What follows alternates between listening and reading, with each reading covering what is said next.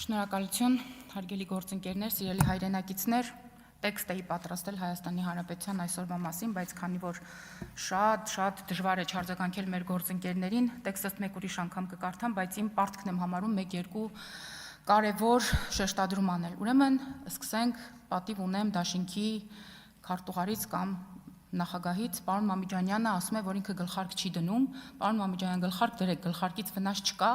առանց վարանելու կրեք այն, հատկապես որ դրսում ձմեռ է, հուսամ նաև այն ձեզ կսազի, մտավախություն ունեիք, որ հնարավոր է չսազի,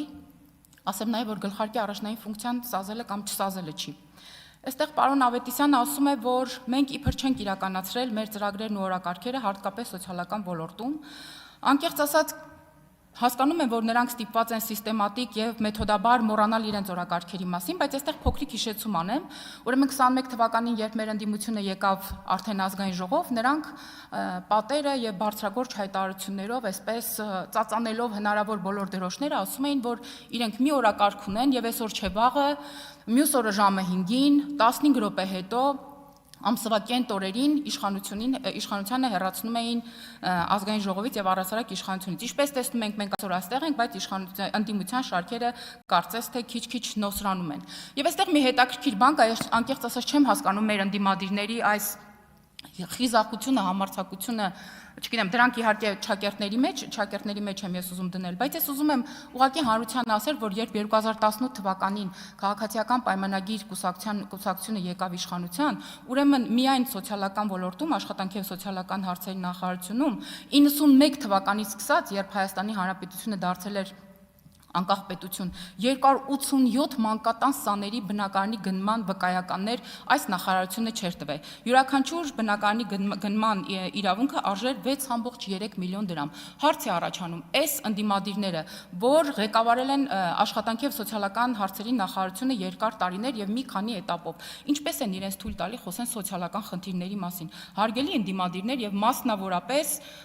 Աղբան Վարդանյան եւ օրինակ Թադևոս Ավետիսյան, մանկատան սաների տներն ու փողերը ուր են, գուցե սրան պատասխանեք։ Պարոն Աբրամյանը չգիտես ինչու,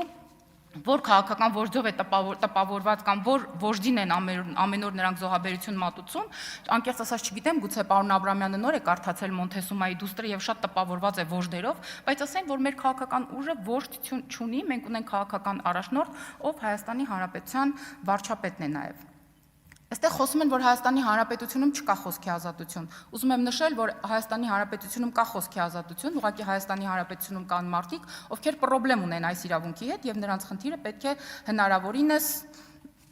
առնչել հենց այդ օրենքի հետ։ Իսկ Տիկին Գյուրեղյանին, գիտեմ, որ ժամանակս լրանում է, Տիկին Գյուրեղյանին մի բան կասեմ, Տիկին Գյուրեղյանի եւ Տիկին Գալստյանին։ Տիկին Գալստյան եւ Տիկին Գյուրեղյան, դուք գիտեք Հայաստանի Հանրապետությունում տարբեր համայնքներում եւ մարզերում հայ առաքելական եկեղեցին ինչ գույք է սեփականացրել կամ անվարձահատույց ստացել։ Օրինակի համար ասեմ, որ Չարենցավանում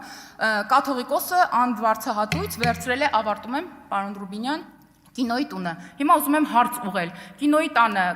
Կտրիշ Ներսիսյանը ինչ ֆիլմ է ուզում ցուցադրել։ Գործակալ 004-ը, որտեղ խոսվում է Գեղարդի գողության մասին, թե Արշակ Սրբազանի մասին ֆիլմերը։